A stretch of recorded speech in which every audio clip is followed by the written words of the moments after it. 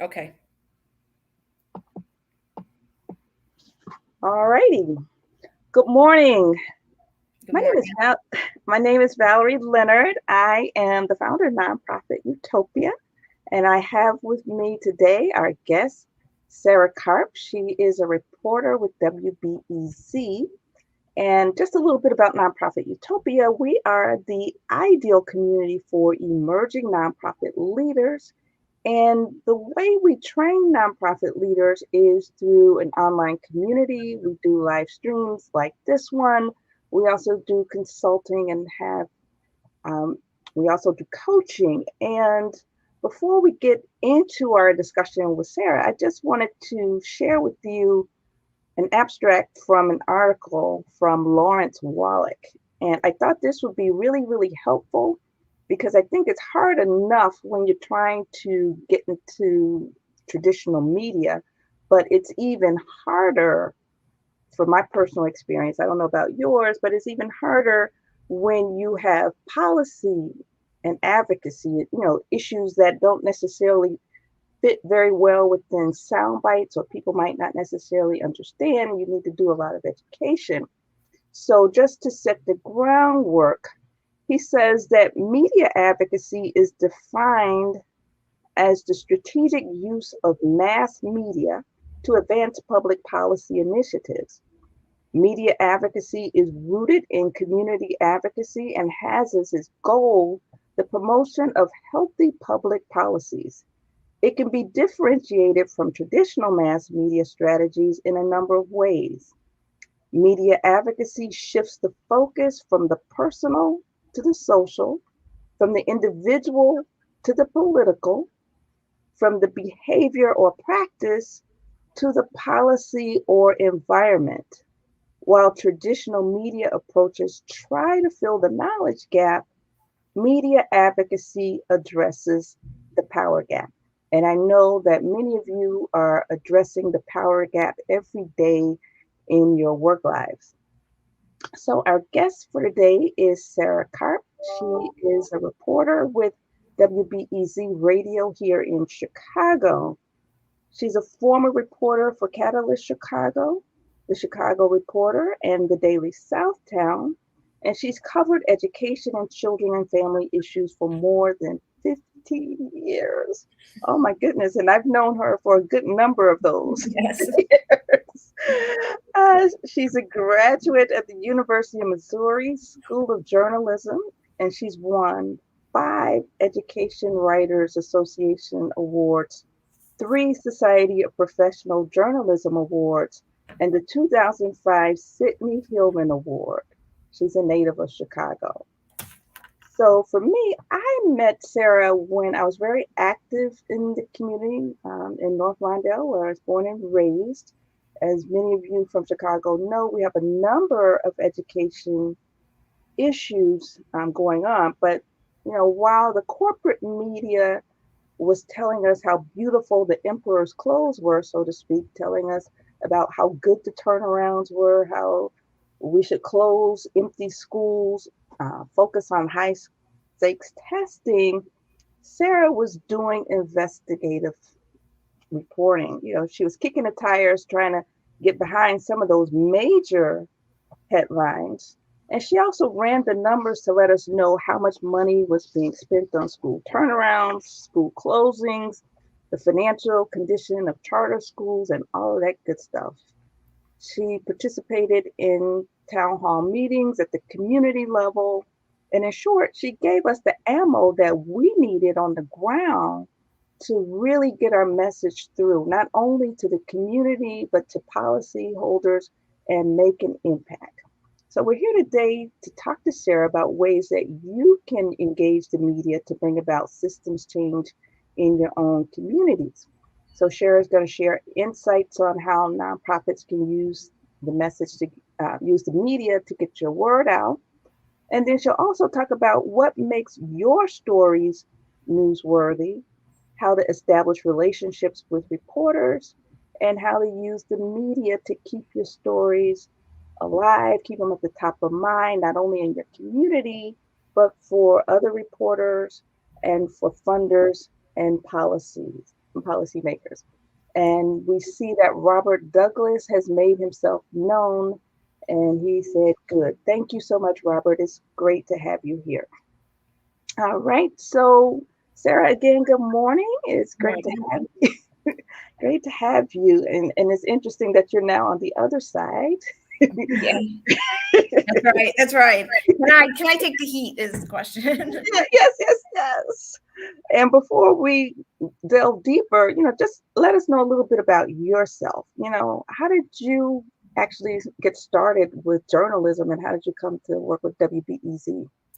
So, I actually got started with journalism when I was in high school at a Chicago public high school. And I got a summer job. It was like through the mayor's job program at an organization called New Expression Newspaper, which was a citywide newspaper back in the 90s and through about the 2000s. And I mean, it started actually in the 70s and lasted all the way that amount of time.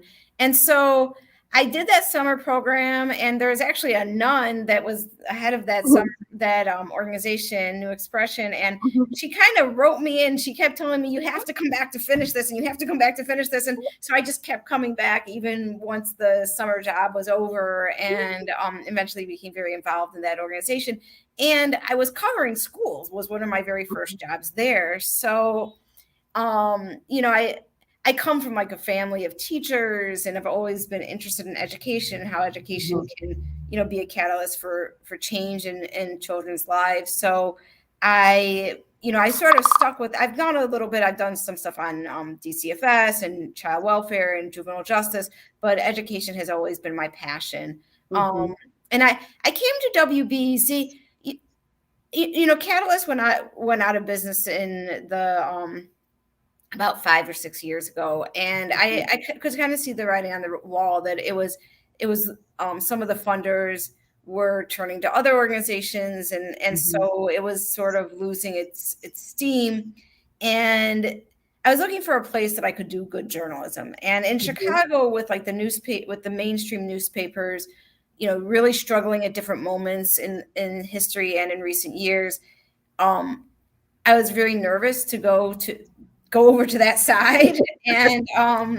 And so I was really looking for another place just where I could do good journalism. And I saw a lot of good journalism being done at WBEZ. So when they had a position and they offered it to me, I was like, yeah, let me take that, because then really right now, I think that, WBEZ has one of the more vibrant newsrooms in the city, as the Tribune sometimes have experienced a lot of losses in recent years. So.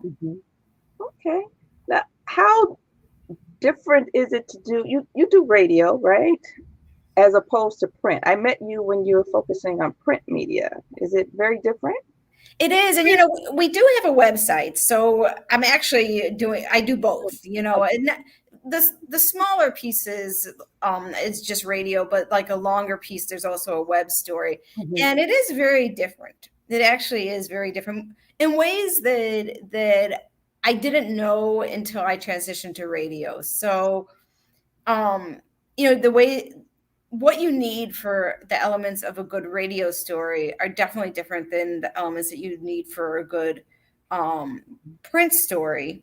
And one of the things is that a really good radio story has a scene, a place, So it's really not a good idea, if you really want to do a good radio story, to do it from your home or from your studio.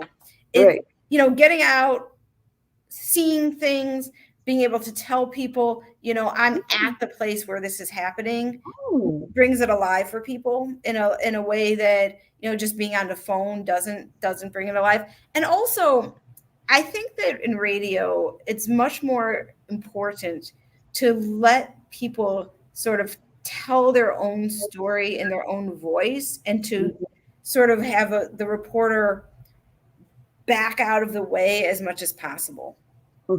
And just let the person talk. It's not always the easiest thing to do, but I think that when you think of the radio stories that really hit you, it's when you really get to know someone or go somewhere. as you were talking, and you're probably too young to remember, but there was a radio show, Mystery Theater, Oh, wow. where Yeah. I've where heard of it. Yeah. yeah, she's like, I heard of that. As you can see, Sarah's a little bit younger than I am, but there was this show, Mystery Theater, and they would actually narrate stories, and you could hear the sounds in the background. And I can remember talking with Linda Lutton, some of those interviews, she would use sound effects pretty well. So, Mhm. and it's interesting. And can you tell us a little bit more about WBEZ? So WBEZ is the NPR, the National Public Radio news station in Chicago. So we're an affiliate of this big organization. Um, we're funded in a very unique way. We ask for donations from the public, and about 60% of our funding just comes from Mhm. people who call in and say, "I'll give you $10 a month, or I'll give you $100,000, or I'll give you $1." That's it. Um, and so we have pledge drives, and that does drive some of our revenue. The other side of our revenue mostly comes from foundations and underwriting, which is just sometimes you'll hear on the radio, what sounds like an ad, but there's certain parameters that we can't say because we're a public radio station, so we can't like make the direct ask. We just have to sort of lay out the facts. But so, and we also do get some federal funding, though it's not really a very big portion of our funding. Sometimes you'll hear people say defund public media, Right. especially the right, where they think that the public media is too far to the left. But really, we're not that dependent on public funding. So thank goodness, Wow.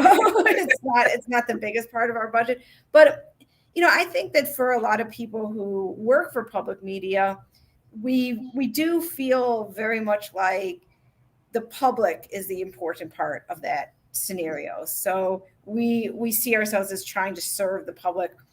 I will say that the thing that's most problematic to me with working for public media is that its audience is not as diverse as I would like it to be, and a lot of times, I kind of feel like the people that I'm reporting on don't necessarily listen to what I produce, and I feel like that's a place where there's definitely a part of our mission is to change that, but I think that's hey, someone just walked into my office. The voice sounds familiar. Sorry about that. Yeah, so I do think that that's one thing that we really, really need to work on, is to make sure that the people that we report on know that we exist and know that we're interested in their stories, and hopefully that we can produce things that will interest them, that they could listen to us too or read our stories on the web.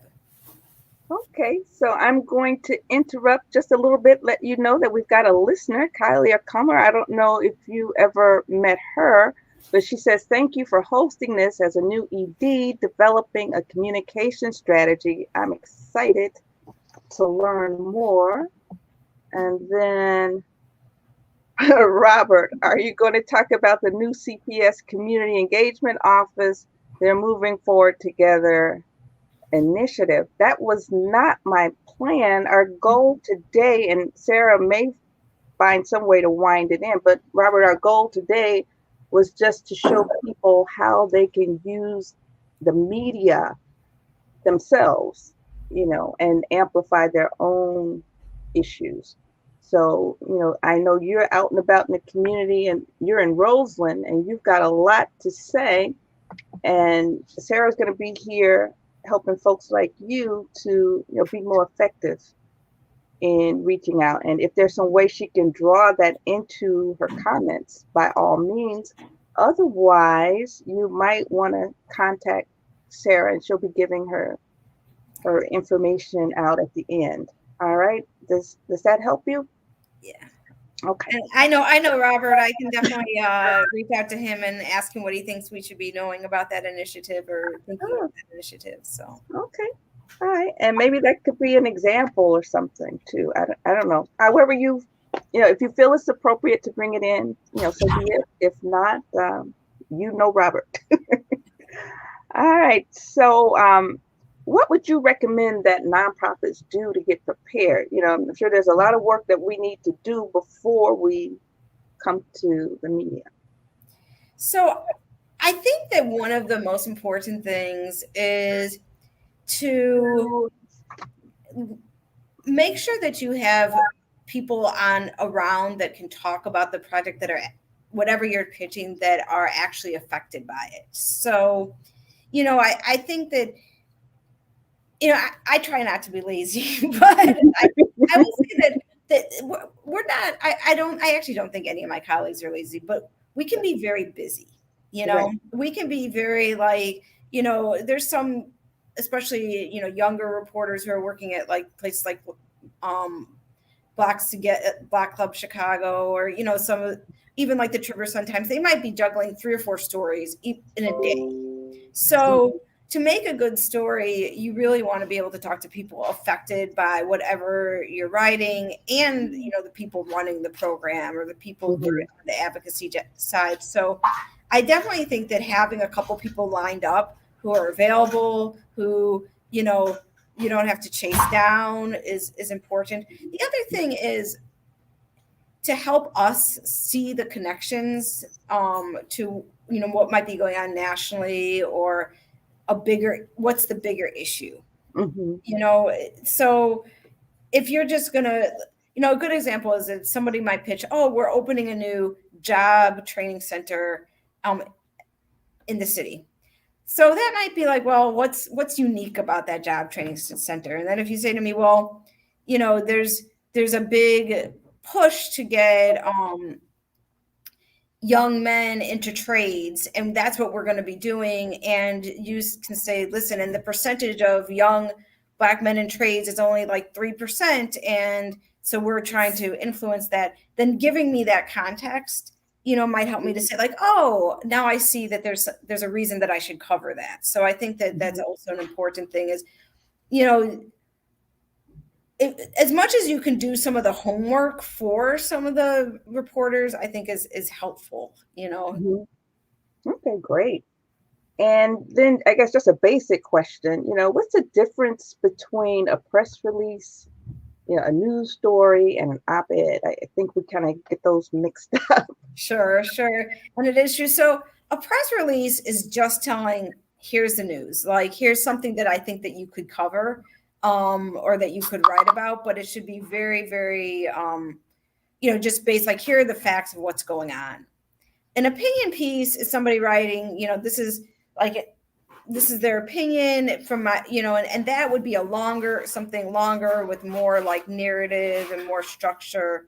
And then um, a news story is actually like what I would take a press release and then I would write the news story. So, I don't want for somebody to send me, most of the time, a press release that is already written as a news story. Now, if you're pitching to some smaller publications, like especially community-based publications, they might be able to publish a news story written by an organization. And so as much as you can do that for them, then that's that might work for them. But one thing about press releases is I don't want to have to search through a press release to find the news. I don't Mhm. want to, if I have to read more than the top paragraph, I'm probably not going to read it. I mean, it's just the truth. Right. I mean, you can go into my inbox. I bet you on a daily basis we get, 50 to 100 pitches. And so I'm quickly like going through them to see if there's anything interesting. And I'm not really spending much time. So, put the news in the first paragraph. Don't try and lure me in. Don't put the news in the first paragraph. Give me bullet points. Mhm. Give me phone numbers, and make it very straightforward. Okay, and here is a question from Robert. Do you guys buy and sell stories? We do not. We do not. Um, I mean, we have freelancers who work for us, and in that sense, we buy their stories. But we don't just take a story that's already written. It would have to be already commissioned. Like the Mhm. editor would have to have said, "We're going to buy. We're interested in this story," and then the person would have to go out. And no, we can't sell our stories. Unfortunately, we can't make more money on them. At least I don't think we can. But I've never really tried. But um, yeah, we don't. Oh, okay. So you already shared what it's been like for you, the difference between your working in print media versus radio. If I were working with an organization, should I be aware of any differences in the way I approach print versus radio versus television? Well, I'm going to say this, and this is as a radio reporter, but as a broadcast journalist, because I think this is true of TV.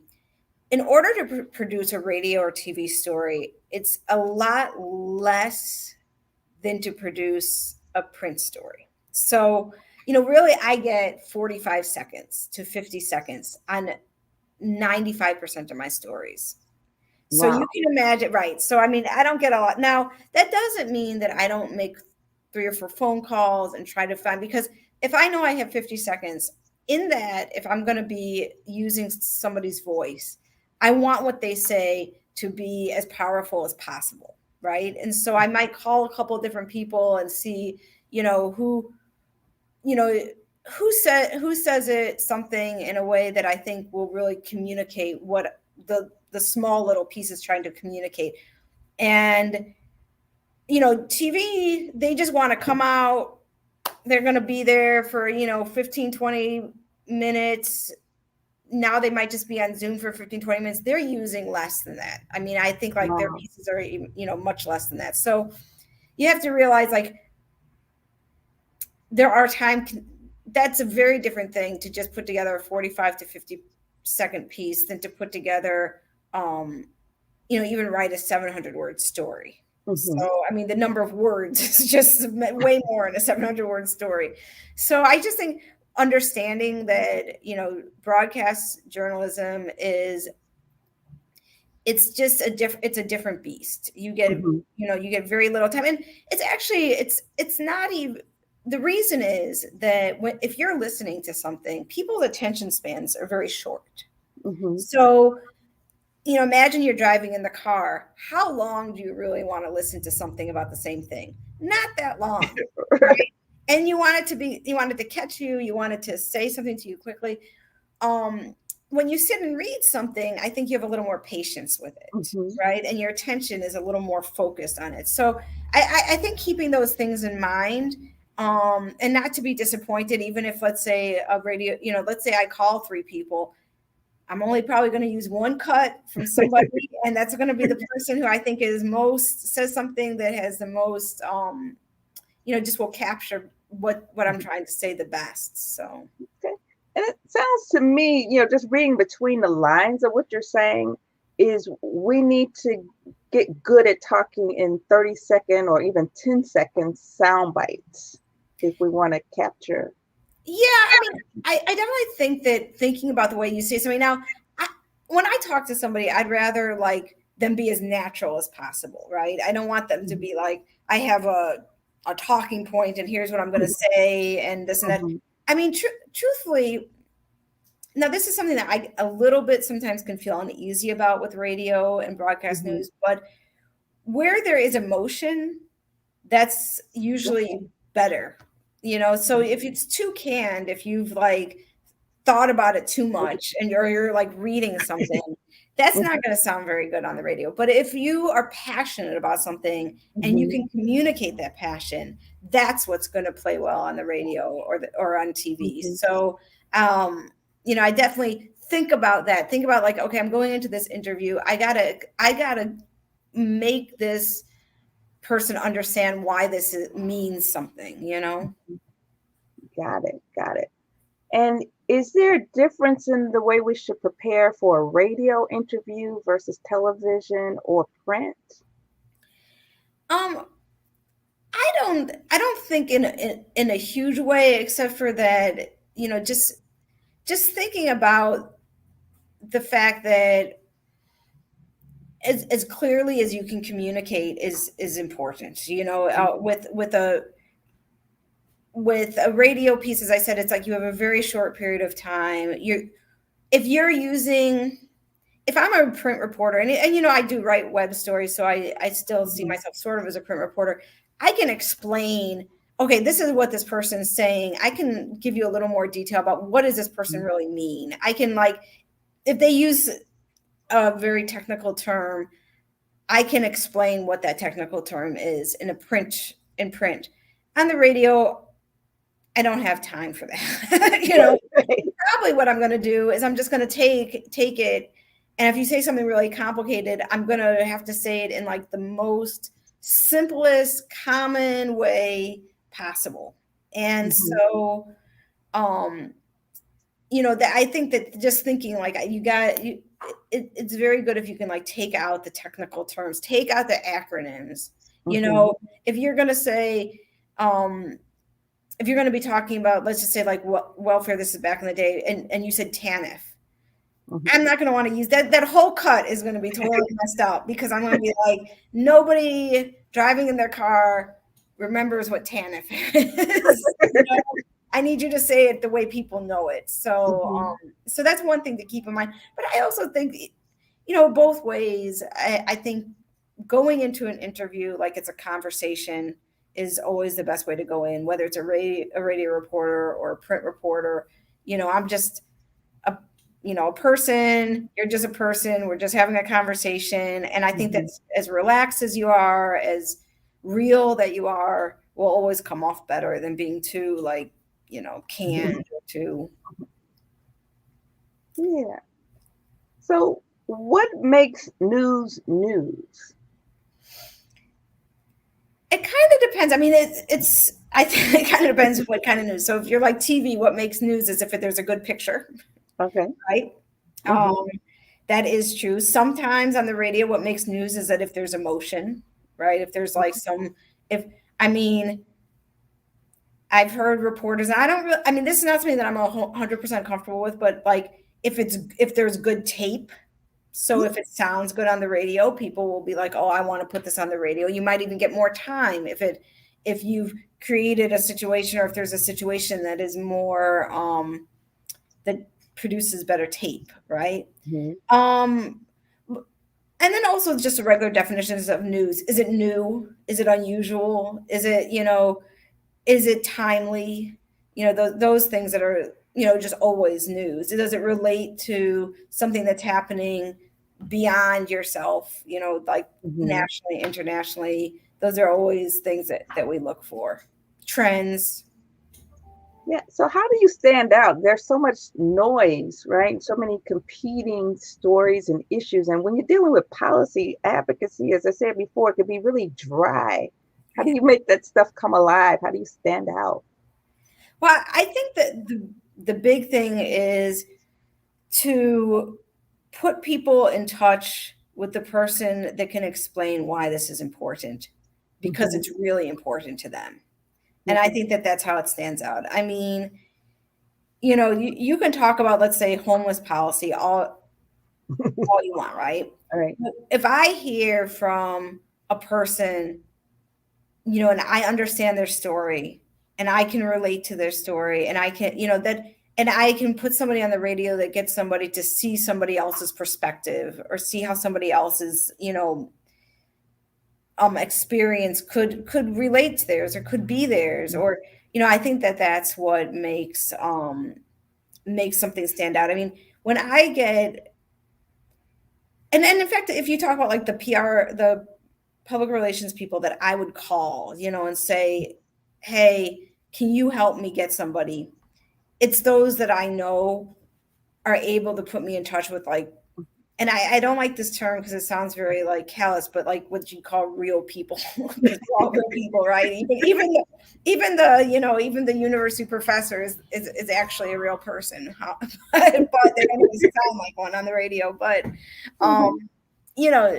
but I do, if I can talk to somebody, if I can come to someone's house and have a conversation with them, it stands out way more than if I'm just like, well, we can get the director on the phone with you tomorrow. I want to talk to the director too, but I also want to go to the person's house and talk to them. And I think that every reporter would tell you that that makes it more compelling for them. Yeah, I can remember when I was, doing, a lot of work in North Lawndale around education, you would call me a lot. Yeah. And I guess my question to you, I can't get inside your head, so I'll ask you, why would you call me? I was a community activist, doing this stuff around education, but for some reason you would call me quite often. Yeah. Well, because I knew that you knew what you were talking about, and I knew that you were that you were for real, like you were actually doing the work and you were actually connected to the people that you were doing the work with. And I think that as reporters, like we try to find those people who are connectors to communities, especially ones that like we don't live in, and it's people that we can trust. So, there's I won't say his name, but there is an activist on the far south side where it's not Robert, but some other where I called that person to ask them about a story that I was interested in, and they realized that this was a good story, and they called another media outlet. And that media outlet came and covered it, and they scooped me. So I have to trust them. But also, I just think knowing that if somebody knows their stuff, then that's to me. I mean, and yeah, a person who can connect me with other people in the community is also good. So. Okay, so we've got another question from Kalia. She says, what's the best way to build relationships with reporters? I definitely would see if somebody can have coffee with you.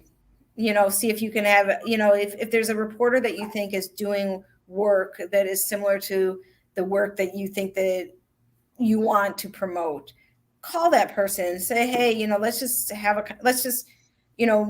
meet down the block and have a cup of coffee. Because if I've sat down with you,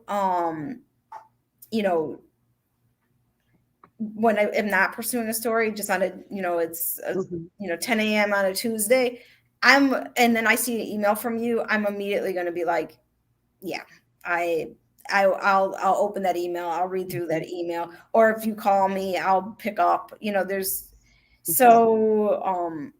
definitely, I think that that's probably the best way. I mean, it's still email, texting, DMing. I mean, if you have a particular story, I think, doing those things are okay. But I definitely think if I just know who you are and I know your face, it's like, then I'll, it's just that you build a relationship with reporters the way you build them with anybody. But,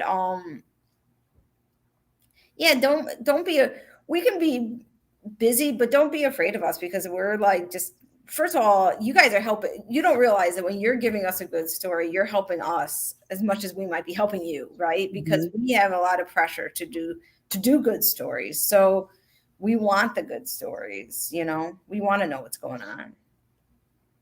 Right. So when you talked about going to coffee with you, I remember having coffee with one of your colleagues, and he would not accept my paying for coffee.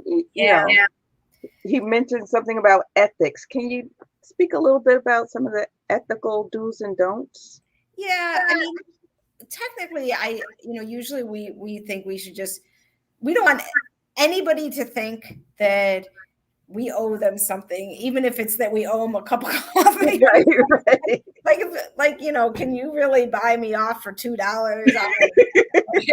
But in case, so, but it goes back to like, if you're having coffee with like a politician or a drink with a politician, which, I mean, I actually I'm way, way, way, way less likely to want to have anything offline with an official than I am with a community member. But those are the reasons why we're none of our sources were really supposed to have basically we want to owe nobody anything. So Right. it's like that's what and one thing too, I mean, we can expense anything that if we go to coffee or something, we can, our work will pay for it. So let us just pay for it and just be happy about that. So Yes, yes, yes. So, what what tips would you give for making a strong press release or for writing a strong press release? I think the most important tip is to quickly tell me what you're pitching and not try to be cute or funny or anything like that. Just be like, um, you know, very quickly try to say, who, what, where, when, why, um, in the first paragraph. So even maybe the lead. The other thing is, this is a very big pet peeve of mine. Give me a phone number. Don't just give me an email address. And give me a phone number where a human being is going to answer it. Answer the phone, not like just is nothing that makes me more upset than I get it. Because if you have to understand, like, as I said, we might be working on several stories in a day. We got time constraints. And so if I have to like email somebody and wait for them to get back to me, then that's a little annoying. I'd rather at least talk to somebody, even if it's like the secretary who says, um, you know, Deborah Smith will be available at 10:30 to like have an interview. So even if it's not you, but your secretary can tell me that, then I can say, oh, I can tell my editor, I can get that story to you by 2:00, and I can do that quickly, as opposed to like, I got to email somebody, hope they get back to me. See, there's all these, Mm-hmm. I'm an old fan, and I think most reporters are like this. They want, even, if it's a cell phone number, if I can text you and say, what time can I call you? Mm-hmm. All the better. It's that direct communication. I think that in this digital age, I think that's one thing that is like the worst thing. And people's websites, Mm-hmm. if you have a media tab, and then under that media tab, you have just to fill out a contact form. Mm. No. Give me a phone number and a person and a human being, and give me a human being that still works there. They update that, because that also, sometimes I think, oh, I'm going to call this organization, and then I go to their website, I can't find a phone number at all, and the person that is listed as their media contact, left 4 years ago. I already know what other organization she or he works for. So now, it's like, so yeah, that's one thing I really is a big pet peeve of mine. I mean, I know people might say, well, I don't want to be giving my personal cell phone out to everybody. And I understand that, but I also think that most media people aren't going to like just start calling you out of nowhere or be like super annoying or super, you know, I'm only going to call somebody off hours if it's like a emergency that I really, really need to know. I mean, I don't want to be working on Sunday afternoon anyways, so I'm not going to call you on Sunday afternoon, right? So, but make it easy for us, because as I say, it can be that we're just juggling so much. So, Okay, we got another question from Kylia. Are presenting bullet points okay for pitch or press release? I like bullet points. Okay. I do. Concise, like, you know, bullet points. This is, and even like a list of, here's 4 people that you can call and here are their roles. I mean, those things help. I mean, make it simple and easy and quick. Hmm. It's Yeah, it's interesting when you said, well, here are 4 people you can call.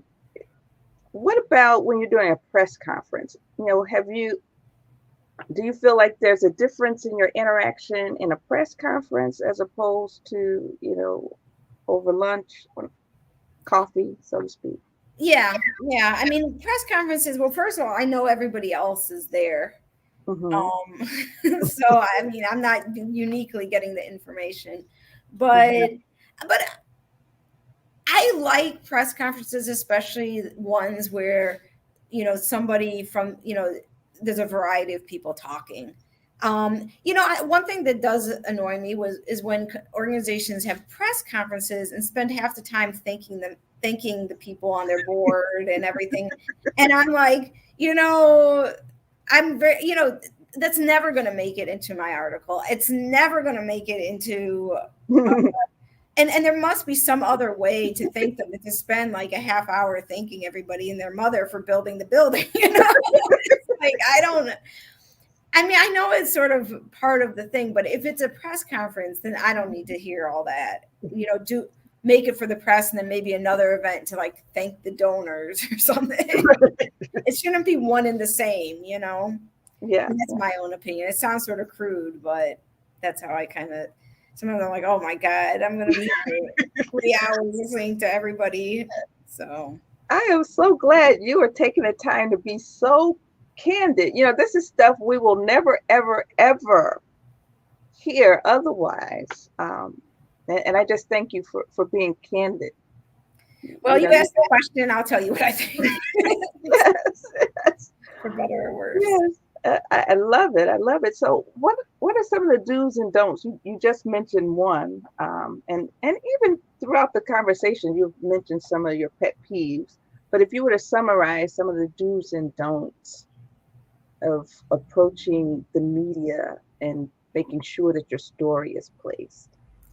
I think probably the biggest pet peeve I have, and especially for not for profits, is when they pitch something and then I say, oh, can I talk to somebody who's affected by it? And then they feel like they must provide a protection to the people that they are serving. And I understand there's, people, we don't want to expose people and we don't want to make people vulnerable for like our own purposes. And I understand that. But I also think like, you can find somebody and coach somebody and have somebody ready to like tell what's necessary to like tell that story.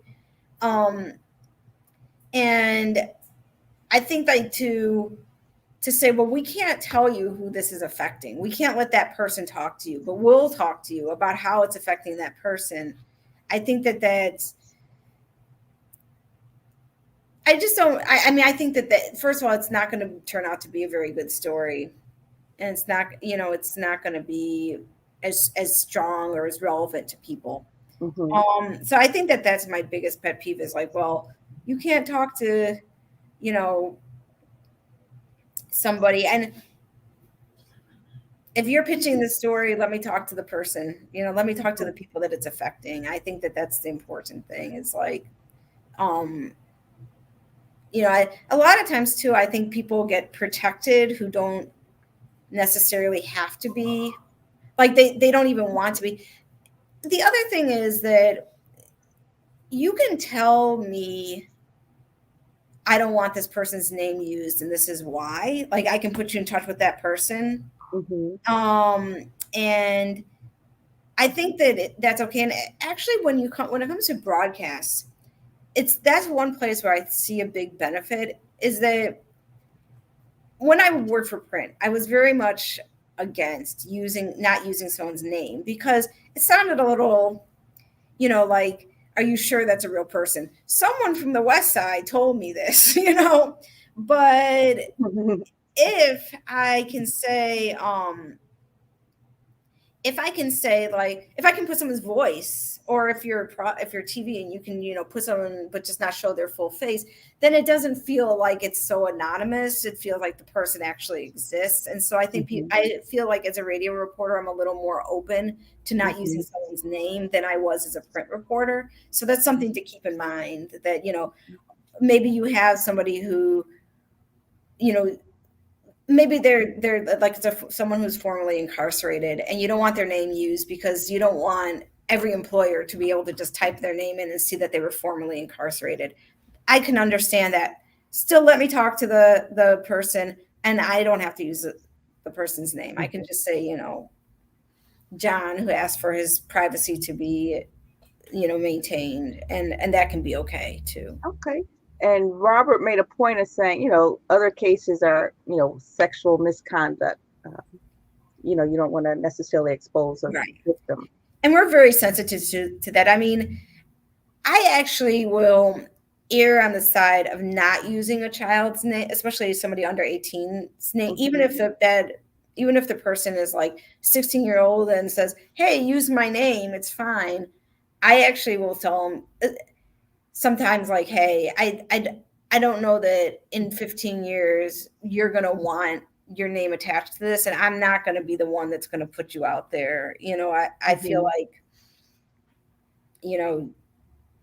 I feel like I actually want to protect people myself, because I mean, I just like a doctor. I think a journalist doesn't want to do any harm. I'm not out there to hurt anybody. So,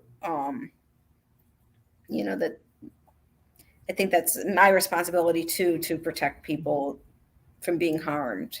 Okay, great. We've got a question from Corey Friedman. First of all, hello, Corey. Thank you so much for joining us.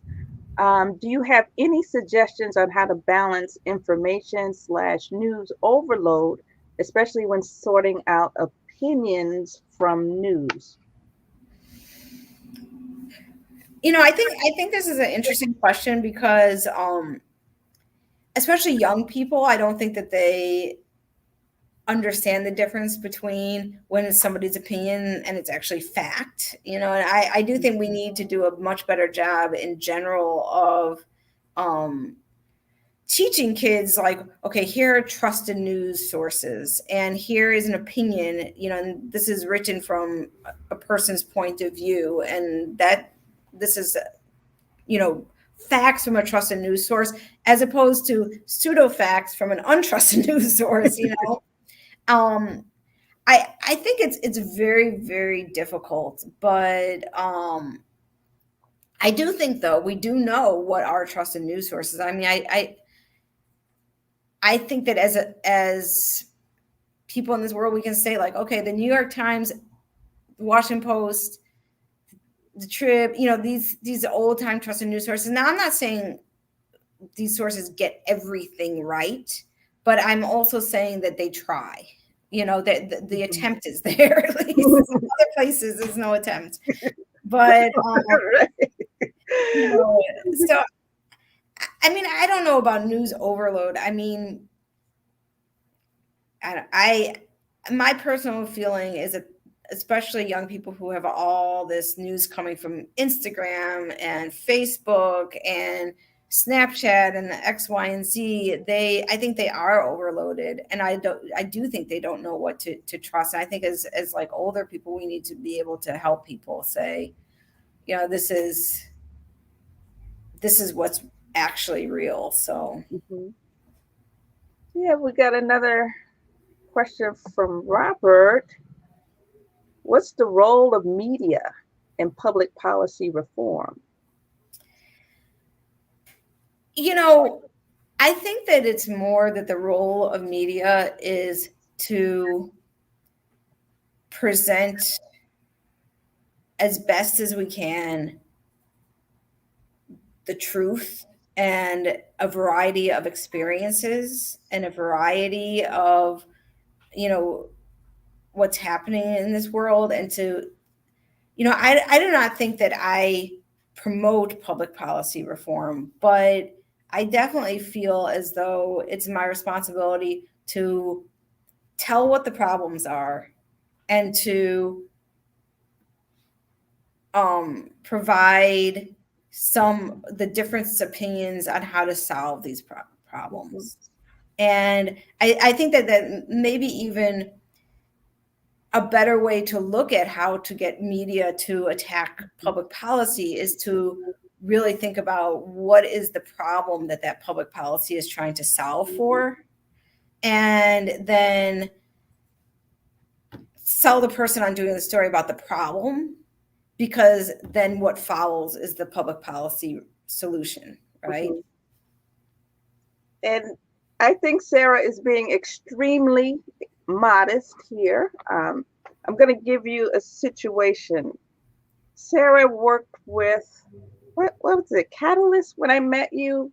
And you did that big expose on turnarounds and the cost of turnarounds and how some schools were benefiting more and not necessarily benefiting more financially and not necessarily delivering a better result. I would work with folks in the community, and the guy some people might know as a member of the Board of Education, Dwayne Truss, but at the time he was in the community, and we would read Sarah's stuff religiously, and we would use the information that she would print. Not that she necessarily had an opinion, but she believed in sharing sunlight on a lot of these issues. And we used the data that she shared, and we exposed or amplified what she printed, brought it to the community, let people know that some of these solutions were not working. And over time, I think it took like 5, 6, maybe even 7 years, people began to see that there wasn't necessarily a total advantage to sending kids to charter schools just because they were charter schools. I think people learned to investigate school options more carefully and not necessarily go to a school just because it had charter behind its name. And then when I look at the fact that Dwayne Truss is now a board member, he's leaning back on some of the work. And, Dwayne did not tell me this, right? But he's leaning back on some of the work that he did as an activist. And he is using his experience to influence some of the school policy. And one of the policies I read about not too long ago is they're going to be curtailing, they, meaning CPS, they're going to be curtailing the expenditures to a well-known turnaround entity, right? So, Sarah, you have impacted policy, and that's just one example. School closures, you've impacted that significantly by exposing the cost of the school closings and having people organize around it, and then in turn influence policy. Yeah, and by the way, it's very interesting because the new superintendent that's coming in, Pedro Martinez, he's like an old Daily guy, and he brought some teacher training programs to San Antonio and handed the schools over to them, which is what we were doing in Chicago with AUS, with the Academy for Urban School Leadership. So yeah, I'm very interested to see. It's almost like he brought Chicago reform to San Antonio, and now that he comes back here, is he going to bring it back? Like, what's he? Because it's like the reform that we already like a little bit. I mean, we don't do turnarounds anymore, and we're stopping to fund AUSL, and so I'm just really curious as to how that plays out. So yeah. So, all righty. So, I guess one more question, and I know we're done. And thank you so much, Kylie, and everyone else who's been able to attend. Two last questions. One, what gives organizations staying power in the media? I think the biggest thing is if media can trust you. There are organizations who if I trust them and if I know that they're really, really in the community, Mm-hmm. I don't want the organization downtown that, everyone's got to travel to see, and, they got some plush places. I'm like, I want to be able to call the people who can say, who I ask, oh, I'm doing a story on this. Hey, there's people sitting in my office right now who I can hand the phone to. I want the people that are really out there and really have connections to the communities that they're talking about, not just from Michigan Wabash. Right. I want him. So that's the biggest thing. I mean, to me, and if they're dependable, if people answer the phone, I think those are the big things. We want. And if I see you, I'm out and about a lot. So if I see you at various places, and then I'm like, oh, especially if I go into schools and I see people that work with your organization in the schools that I go into, then next time I'm going to be like, oh, I know they're actually in the schools. I know they're actually doing the work. So I'm going to trust them to call them, because I'm not just calling somebody who's hypothesizing or something like that. So. Yes. And then one more question. How can nonprofit leaders learn more about getting their stories out? Is there some training? Are there resources that you can point them to? I think the public narrative, do they still do trainings? Mm-hmm. So yeah. I think that's a good organization. I've done some trainings for them, but since the pandemic, it's been a little different. But I also think, I really think building the relationships with the reporters and asking them, like, if you send a press release and you get no hits, like nobody calls you, call some reporters and say, like, why didn't you pick up on this? I find that reporters, most people are like super open to being like, hey, yeah, this is why I didn't pick up on it. And this is how you could better sell it to me. And, I'm 95%, willing to give my time. If, I sometimes I'm busy. It might take me a few days to like go back and call somebody, but I definitely think people will. And I just think asking people who are working out there, because then you'll get some good ideas about what you could do next. And maybe then you can actually sell the story. Or sell it. Get the story printed or published. Right. And that's part of building the relationship too. Yeah. And then Robert says Chicago State University just got a new master's program in leadership development. So I'm assuming, Robert, you're saying that they also have programs that will show you how to work with the media. Just clarify. And now, Sarah, we're coming down to the wire. Thank you for giving us more time. Can you give us some closing remarks and then let us know how we can reach you? And I already have someone who indicated that she'd like to keep in touch. So after this, we're going to do an e-invite. Great. Well, it's nice to meet you guys. And remember, I think that one thing that you guys should remember is that you guys are as important to us as we might seem to you. So you guys have value. The information that you guys give to us and present to us, or has a lot of value to us. And we appreciate that you guys do the hard work out there in communities, and we're just here writing about it. So also call me. I will give my cell phone easily. It's 312-608-1014. And I'm also at skarp@wbez.org. So reach out, let me know what's going on, especially if it has to do with the children or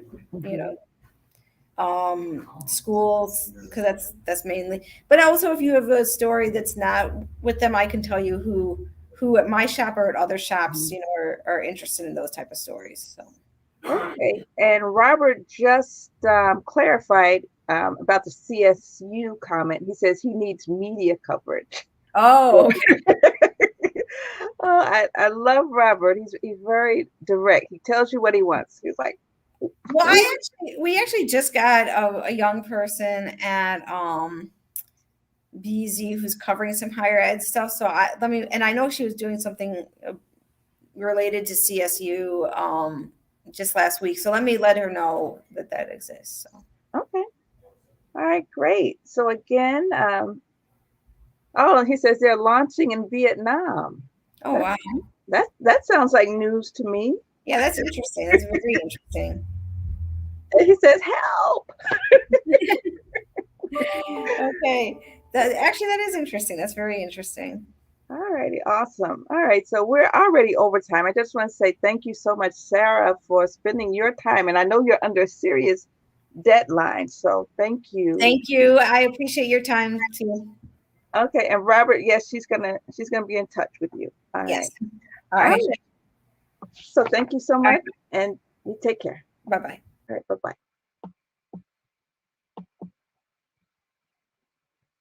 I was just under deadline.